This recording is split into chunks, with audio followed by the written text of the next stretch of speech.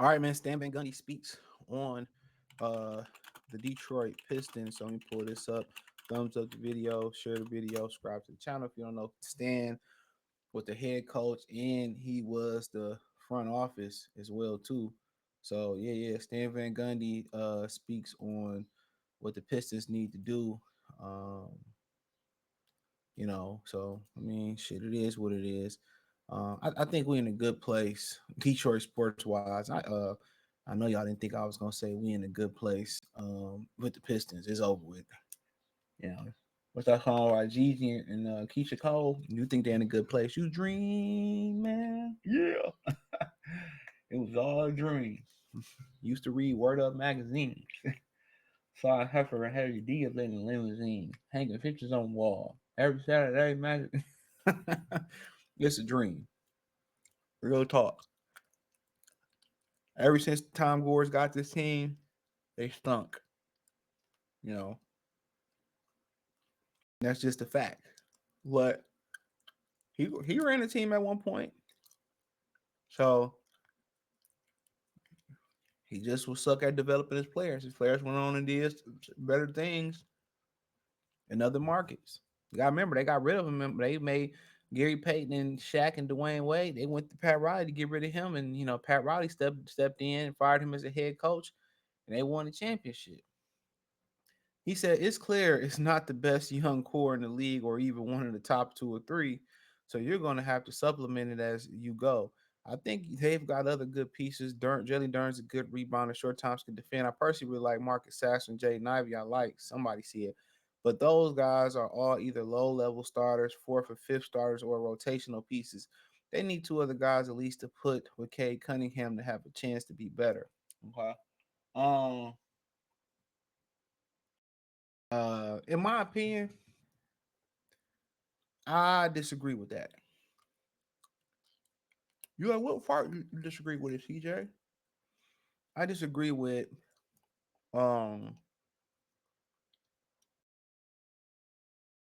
hold on.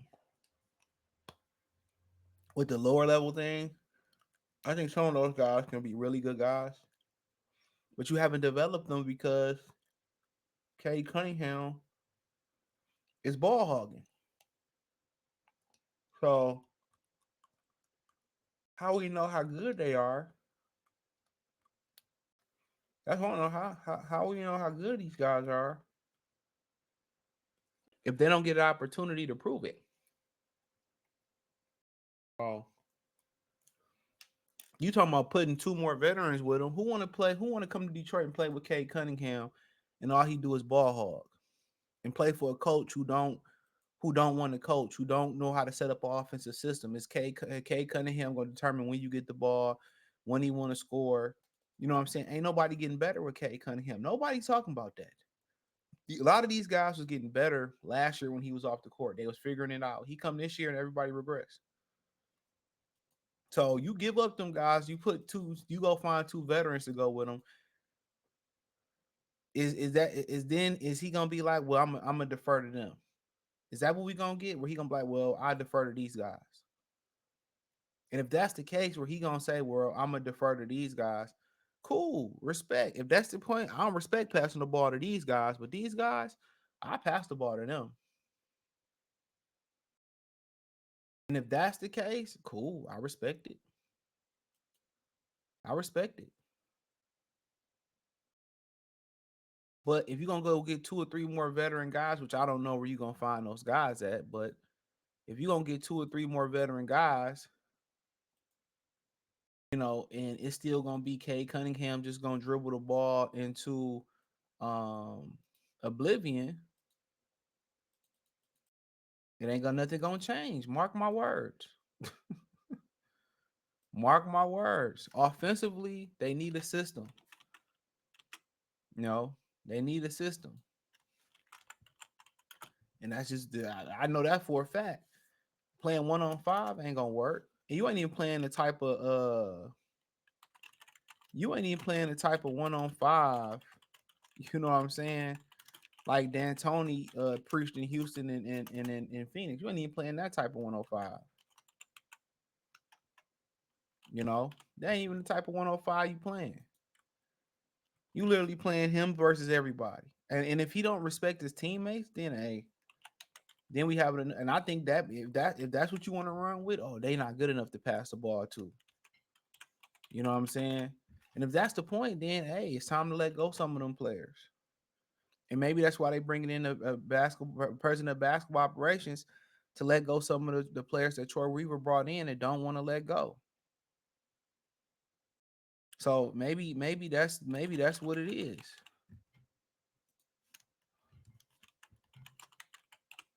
Maybe that's what it is. So if that's the case, that's the case.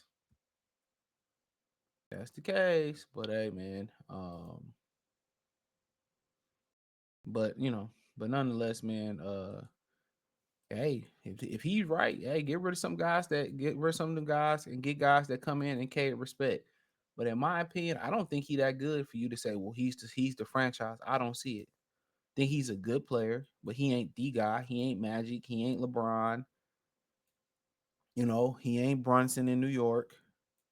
He ain't Luca. I don't think he that guy. You know, so I could be wrong. I know a lot of people going to say, "Oh, CJ, you hating." I mean, the proof's in the pudding. They got worse when he came on the team. I'm just going by what I see.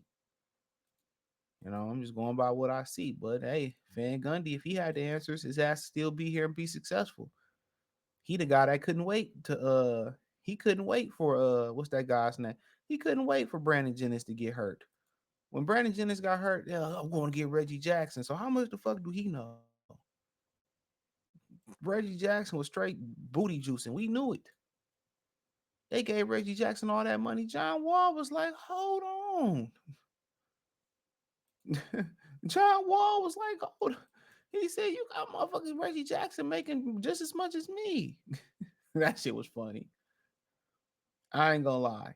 I was dying laughing when he said that because it was true. John Wall at the time was on a whole different level. What's so funny? Nah, Reggie Jackson has contributed on a championship caliber team, and John Wall not. Yeah, this shit be funny how life be working out, man. We be looking at it as a sprint and it's a marathon. So uh, but yeah, man, let me know what you girls and guys think. Check out Detroit Piston Talk playlist. Thumbs up the video, share the video, subscribe to the channel. The subscribe button is the bell icon button. I do appreciate you guys for supporting the channel.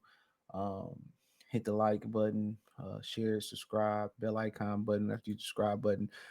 Hit the link tree. You can find me on Instagram, Spotify, Anchor, Cash App, Venmo, PayPal, Apple Podcasts, Google Podcasts, the whole nine. I appreciate y'all for supporting the channel. Let me know what you think in the comment section. Peace.